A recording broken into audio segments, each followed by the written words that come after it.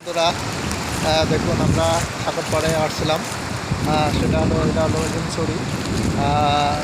হিমছড়িতে আসছিলাম।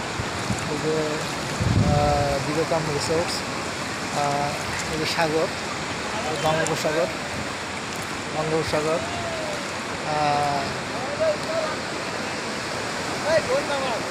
এই উঠাম না একটা। আরে সেই লাগতেছে রে মামা, সেই লাগতেছে রে।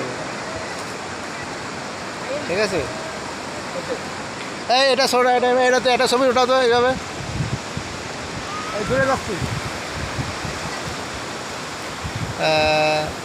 দিস ইজ দ্য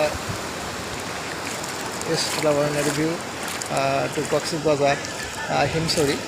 আসলে আল্লাহ তাআলার কত সুন্দর নিদর্শন সেটা বলে শেষ করা যাবে না, বলে শেষ করার কথাও না।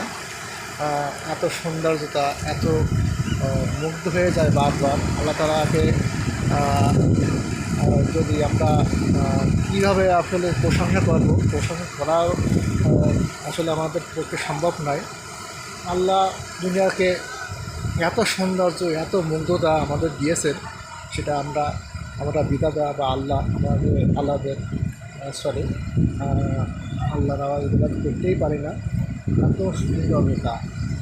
এটা হলো বাংলাদেশ, জাস্ট বাংলাদেশ, পৃথিবীর দীর্ঘতম সমুদ্র সৈকত, যেটা অবস্থান করছে কক্সবাজার। আর এখানে আসছিলাম আসলে। আর আসার সময় আমরা সাইড দিয়ে, রোডের সাইড দিয়ে বড় বড় পাহাড় দেখছি। এই পাহাড়গুলো অনেক অনেক পুরাতন, এটা টারশিয়ারি যুগে পাহাড় বলা হয়। আর এই সাগর, বঙ্গোপসাগর।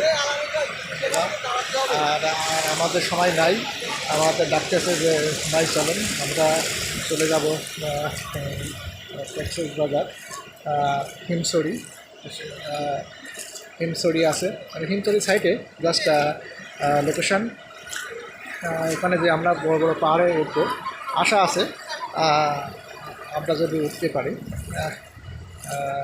আর আমাদের এই লোকেশানগুলো, আমাদের এই যে লোকেশানগুলো আমরা পরিবারকে দেখাবো আশা করা যায়। এই জন্য আমি কিছু ভিডিও করলাম। আসলে ক্যামেরা দিয়ে অনেক কিছু হয় না, কিছুই হয় না বলা যায়, চোখে দেখতে হয়, জাস্ট চোখে দেখতে হয়।